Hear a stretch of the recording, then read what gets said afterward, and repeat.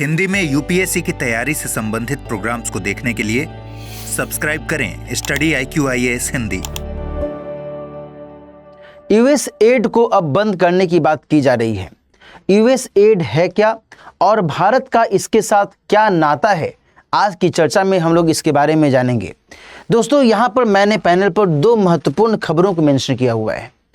पहली खबर में ये बताया जा रहा है कि एलन मस्क, जो कि वर्तमान में अमेरिकी राजनैतिक गतिविधियों में बहुत अधिक सक्रिय हो गए हैं, उन्होंने यहाँ तक कहा है कि भैया ये जो यूएस एड है ना, ये बिल्कुल खतरनाक है, बहुत अधिक डेंजरस है और इसको अब समाप्त ही हो जाना चाहिए, इसको अब मर जाना चाहिए।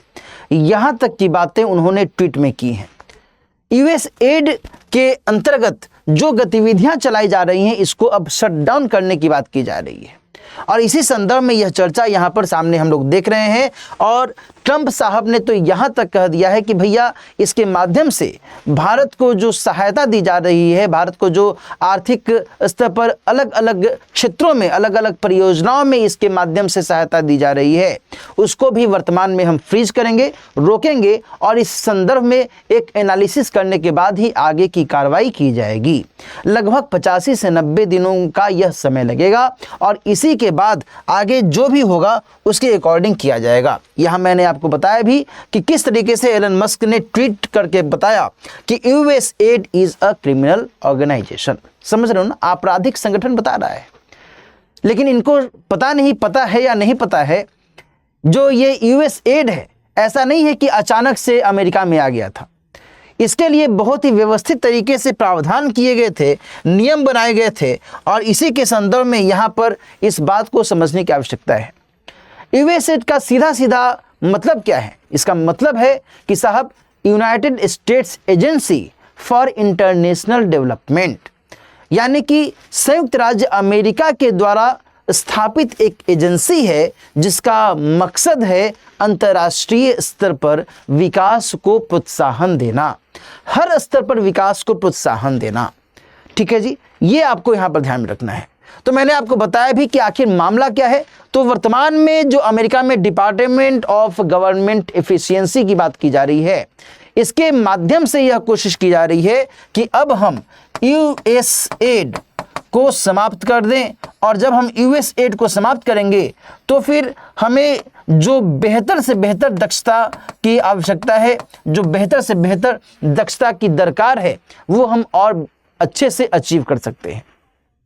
इसमें जो हमें बहुत ज़्यादा पैसा खर्च करना पड़ता है, इसमें कटौती होगी और हम उसका इस्तेमाल कहीं और कर सकते हैं। कुछ इस तरीके की मंशा यहाँ पर देखी जा रही है और इसी के संदर्भ में जब हम बात करते हैं यूएस एड की स्थापना को लेकर के, मैंने आपको अभी संकेत भी किया कि साल 1961 में, जबकि उस समय अमेरिका के राष्ट्रपति जॉन एफ कैनेडी साहब थे, उनके द्वारा ही एक विदेशी सहायता अधिनियम पारित किया जाता है। उनके प्रतिनिधित्व में, उनके नेतृत्व में इस अधिनियम को अमली जामा पहनाया जाता है और तब जाकर के इसकी स्थापना की गई थी।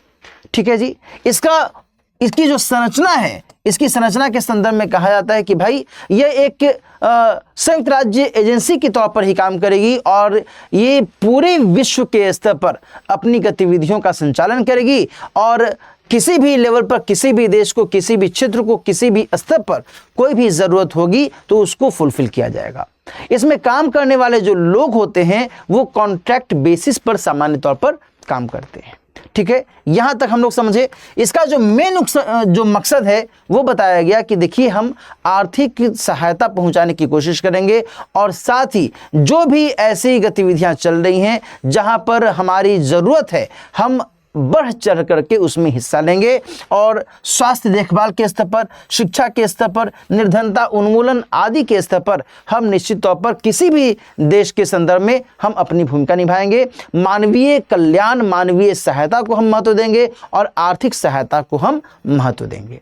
ये सारी बातें यहाँ पर निकलकर सामने आती हैं और इस संदर्भ में यदि हम भारत के साथ यूएस एड के संपर्क को देखें, समझे, जानें, तो दोस्तों भारत के संदर्भ में WASH यानी कि water and sanitisation and hygiene को लेकर के, यानी जल, स्वच्छता और जो एक बेहतर व्यवस्था होनी चाहिए, साफ सफाई की जो व्यवस्था होनी चाहिए, उसके मद्देनजर यूएस एड के द्वारा लगातार कार्रवाई की गई है, लगातार कोशिश की गई है।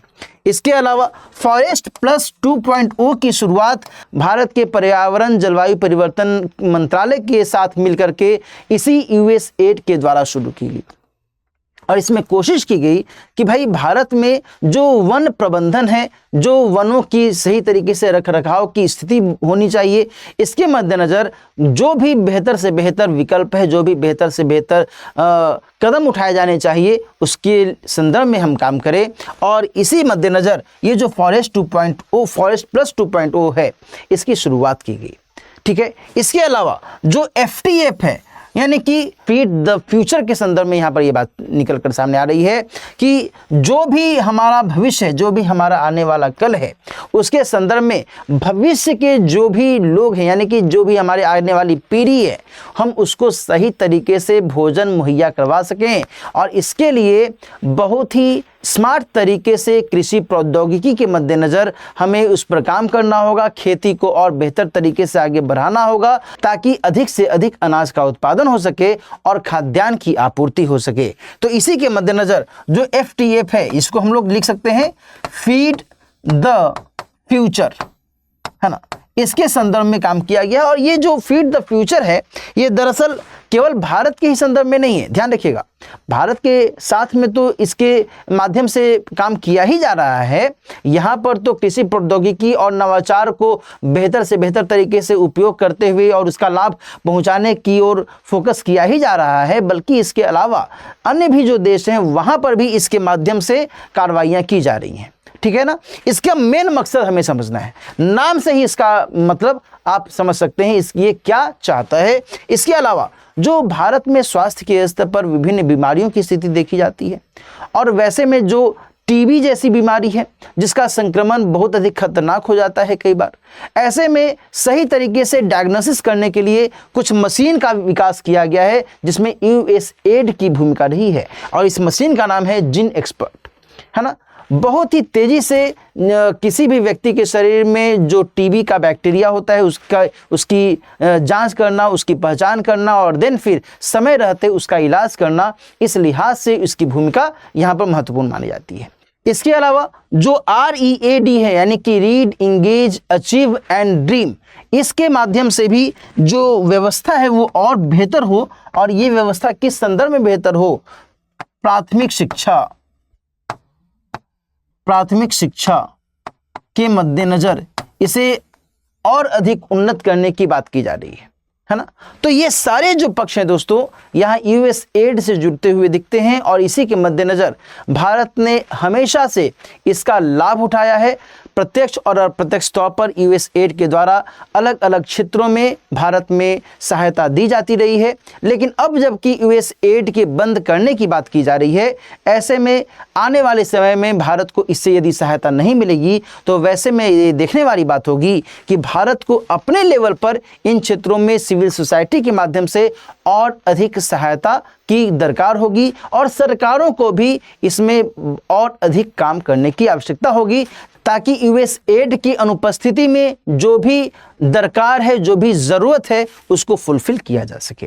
ठीक है ना। तो ये सारे पॉइंट्स यहाँ पर आपको ध्यान में रखने की आवश्यकता है। मैं आपको बता दूं कि यदि आप सिविल सेवा परीक्षा की तैयारी कर रहे हैं तो फिर आपके लिए यह जो बैच है, इस बैच को ज्वाइन करना बहुत अधिक लाभकारी हो सकता है। स्टडी IQ IAS के साथ जुड़ते हुए आप इस बैच को ज्वाइन कर सकते हैं।